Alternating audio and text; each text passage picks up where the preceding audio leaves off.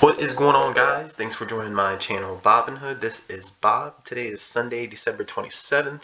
And today, guys, it is my long-awaited video talking about Simon Property Group. I will go over news on Simon Property Group, my stance, and my plans for Simon Property Group as well. So let's get started. Simon Property Group was trading a little in the green on Friday, almost 1% up. But for the week, they are down 5%. The month, they're down 4.27%. And the 3-month, they went on that really crazy tear. They're up 36%.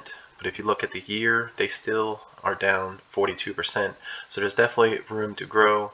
So let's look at some news, what's going on with Simon Property Group. I'll first start with the not so good, then the good, and then the good and bad. So first off, Simon Property Group's largest U.S. renter, Gap, is planning on reducing their store count to 400 to 200 by the end of 2023 fiscal year. So if you are a big investor in Simon Property Group, for them to reduce their stores by 200 in 2023 is a huge blow for Simon Property Group.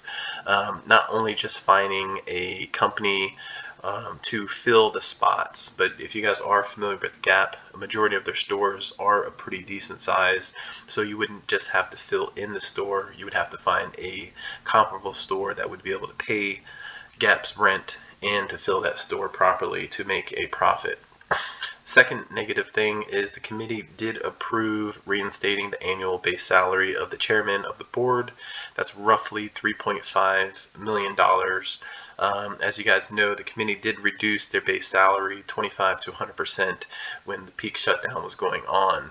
So when they do come out with their next quarterly numbers, you will have to add in the fact that 3.5 million of that is going to be paid to them, and it's going to be taken out of the bottom line. That's pure profit that they would be losing when they do put their numbers out. The next thing is Finch did downgrade SPG to a negative A. They were at A+. They did this based on the expectation of continued cash flow pressure due to store closures and retailer bankruptcies. So basically the amount of money that they will be getting from the stores that they have will not be as much, because a lot of them are going bankrupt, closing, or possibly getting reduced rent. Next thing is Simon Property Group. They did save a lot of money by not doing a lot of redevelopment in 2020, just saving money for the bottom line and cushioning any type of blows, unexpected things that happen, especially with the COVID. But now they do expect to pay roughly about $1 billion annually in redevelopment. This is including JCPenney and Taubman Centers, just revamping them, adding some money into the stores to try to build on them.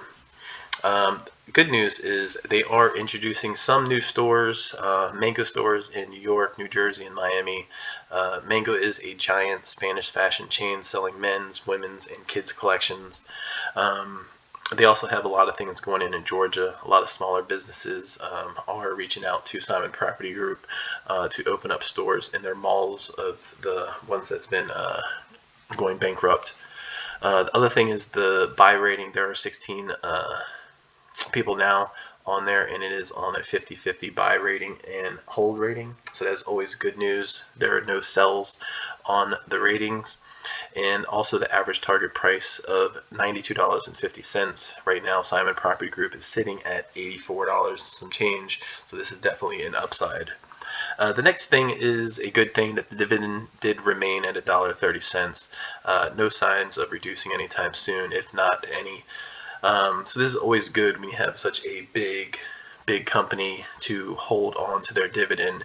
$1.30 is lower than what it was, but it's definitely a lot better than other dividend paying companies out there. So the last two, obviously people know the JCPenney acquisition and the Taubman Center acquisitions. It's good and bad. In the long run, the JCPenney and Taubman Centers will be good, I believe, in my opinion. But for the short run, to acquire so many different types of businesses at once in this particular time with tenants leaving, So we already know that Gap is leaving, and that's one of Simon Property Group's major tenants. Taubman Centers still has high quality tenants, but I would say not as good as Simon Property Group. And I would suspect that more people from Taubman Centers would be leaving than Simon Property Group. So that's something else Simon Property Group will have to deal with in the long run, and also paying money to try to keep the malls full, and to also, revamp certain stores and adding in their own touch on it. It's definitely going to cost money. So in the short term, JCPenney, Talbot Center is going to cost them a lot of money, just to stay afloat and to get off their feet. And also the long run, once they do that, I believe that they will be able to make a good amount of profit on there. So just going on with the store closing, if you guys just check out updates from how many stores are closing, it is a very, very long list, and this is just in 2020. That's going into 2021. There's a lot of other stores that will be announcing closing of their stores. I'll just go over a few of them. The top ones: Pure Imports closing all 950 stores. Just to be honest with you, I was never a big fan of Pier 1 Imports. Going in there, so expensive and not very great taste, in my opinion. Gordman's is also closing a lot of stores as well. All 700 stores are being closed.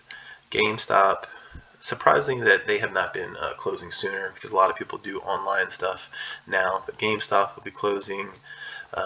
H&M would be closing a lot of stores. Victoria's Secret's about 250. Tuesday Morning, Gap obviously saying to close up to 230 stores. I mean, if you look at this list, it just goes on and on and on and on and on. So this is just the stores that are closing, the big stores, not including the mom and pop shops or the smaller stores out there. But for the most part, this is not the best sign, because they are just closing down. And this is, a lot of them are in malls, a lot of them are in Simon Property Group. So this is stuff that you guys are going to have to keep in mind when Simon Property Group does take on Taubman Centers and JCPenney and have to dump so much money into it. So I am a little worried about their next quarter earnings, just because the next two, they're going to have to definitely put a lot of money into the companies that they've been invested in. So my plans for Simon Property Group, I announced earlier that I did want to try to get it if it did go down to $75 range. I have been waiting. It did get up to, I believe, the very low or very high, very low 80 or very high 79. So my plan is to just check out the last dividend payout that they had last time. If you look at October 23rd, 2020, I'm going to hopefully see if it's the same thing that happens.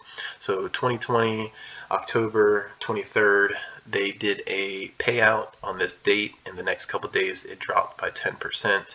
So if for some reason the next dividend payout is going to be on January 22nd, I'll pay close attention to that day. If they do have a significant fall off, in between 5 to 10% of where they are at now, if they get into the $80 range, low 80, high 75, if not mid 75, I probably will be buying 100 to 200 shares, depending on how the other stocks are doing at that time.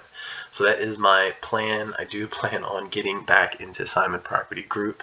I have just not found an opportunity to get in where I would be comfortable with at the price that it's at now, and also the uncertainty that it will be happening in the near future as well. So that is all going to be all for today, guys. Definitely, if you like what you hear and see, hit the like, comment below, and don't forget to subscribe. Definitely trying to get to my 200 subscription goal. Thank you guys. Have a good day.